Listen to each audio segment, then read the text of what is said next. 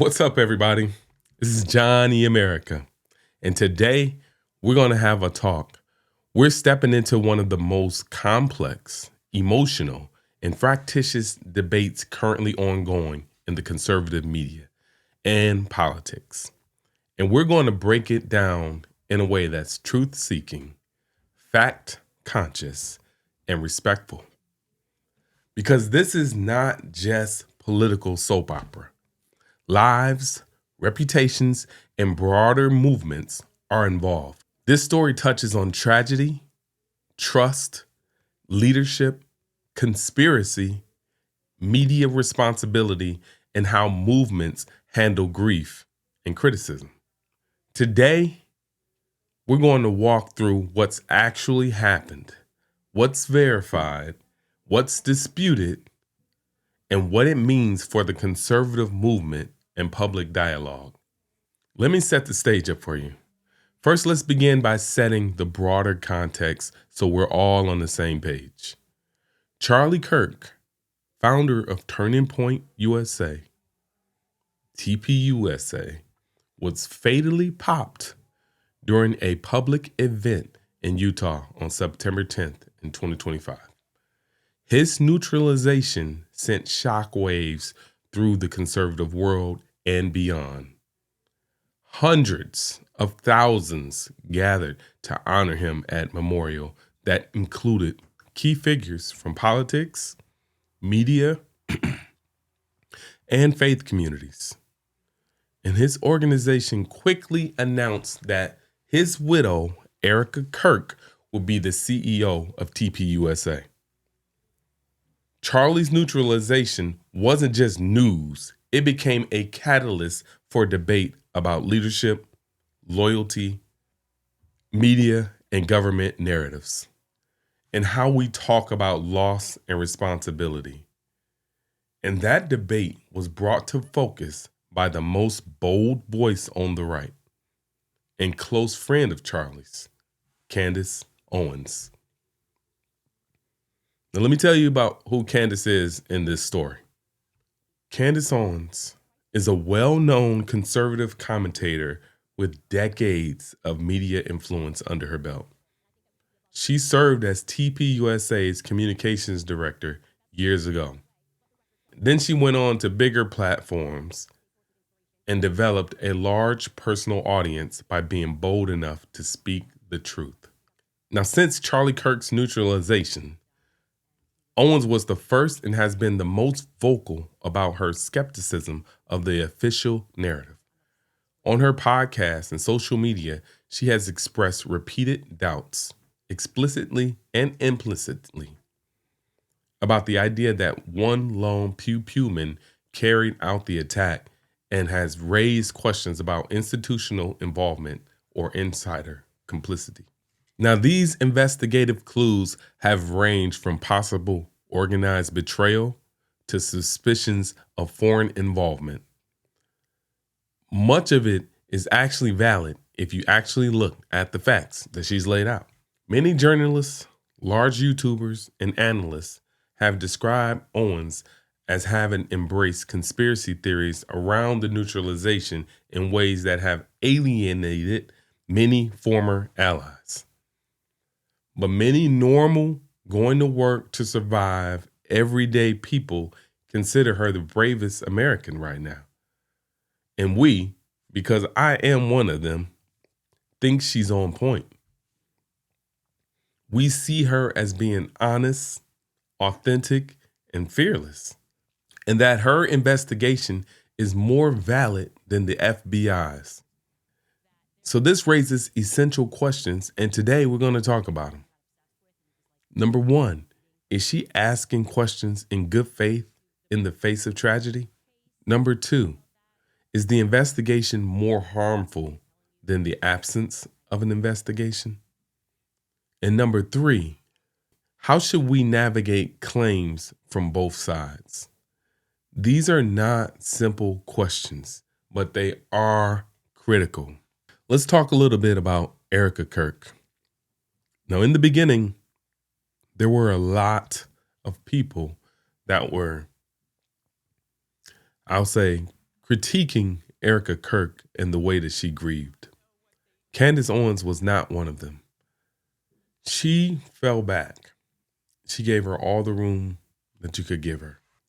Now, Erika Kirk, Charlie's widow and current CEO of TPUSA, in the immediate aftermath of her husband's neutralization, Erika gave a powerful and public remarks about forgiveness and faith.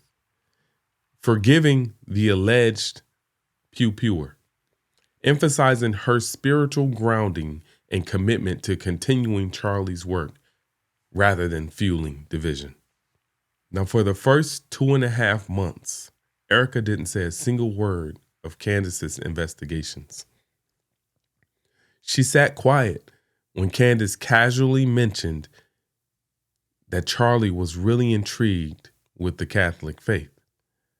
She immediately got attacked for this by people from TPUSA and of all places, all while she was grieving her friend's graphic, public, and awful neutralization.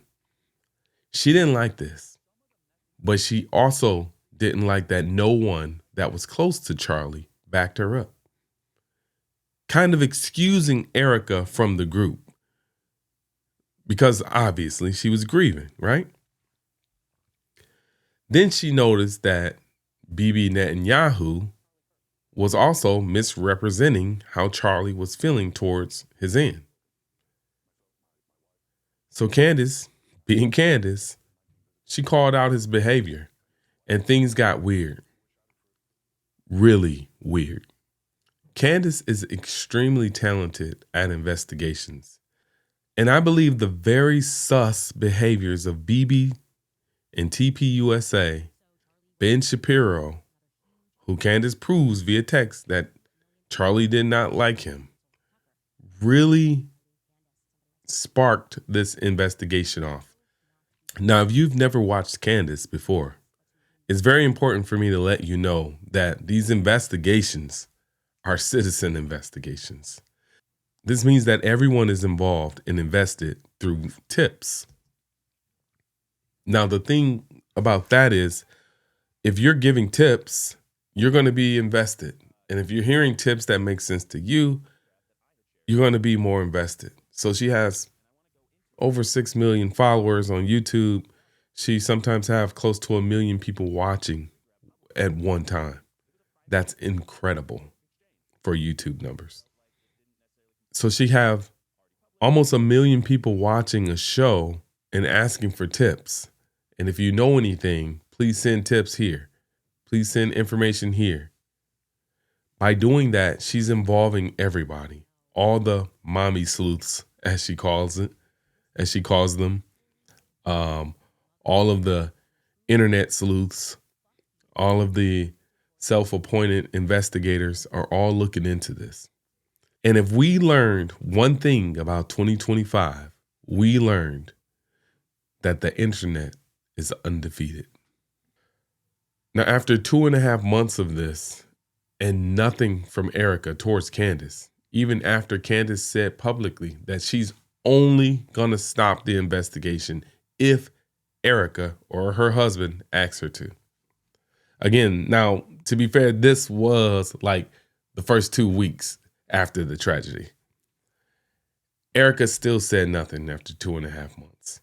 But once the investigation started pointing towards TPUSA's strange behaviors on that fatal day, coupled with the subsequent repeated and verifiable lies, Erika went on a media blitz and publicly said, "Stop." But Candace, at this point, wasn't feeling it.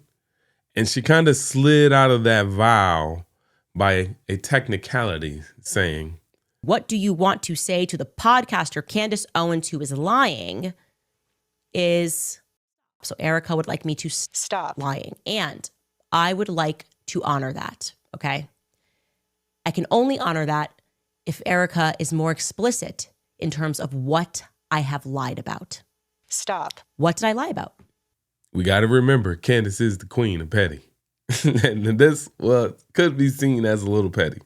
And just like that, the gloves were off and the investigation was still on. Stop. The two of them agreed to a private 4.5-hour long meeting in Nashville on December 15th, 2025. I'm alive. To discuss these tensions directly. Both parties later described that the meeting was productive, though disagreements still remained. After the meeting, Owens continued to voice criticism of situations like how TPUSA was selling shirts and taking tons of donations at the funeral, all while there seemed to be a concert of you-know-who-ish leaders and TPUSA board members claiming that she's just trying to monetize Charlie's neutralization. Basically, she was trying to grift.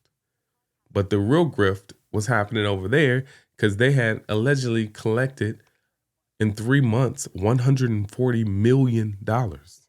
$140 million. Some of them coming out on prominent conservative channels such as PBD, claiming that she'd gone too far down the rabbit hole for Charlie and that they hadn't been friends in years. Also claiming that Candace hadn't been seen at TPUSA's events in several years. And this shocked the internet for a day. Then Candace comes on her show the next day and dropped pure receipts showing that she was just on a several-month college tour with Charlie Kirk just last year. The internet died and came back to life. This video would be 100 hours if I broke down every TPUSA lie on the subject. I just don't have the time. I'm just giving you a couple notes here and there. Now, more recently, the whole internet is very disgusted with many of TPUSA's antics and seemingly complete disinterest of even entertaining any possible angles other than a lone pew-pewman.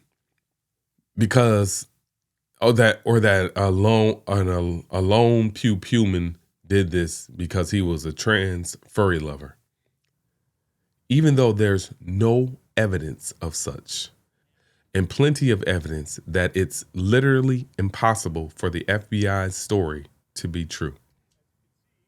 So here we see why the two women connected to Charlie Kirk's legacy, trying to find points of communication, but still fundamentally differing on interpretation, narratives, and leadership choices.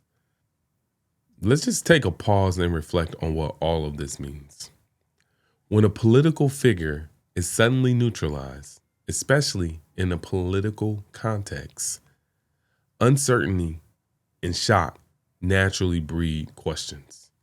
People understandably want clarity, but the difference between questioning and, say, 25 years ago versus questioning today is, as I've previously stated, the internet is undefeated.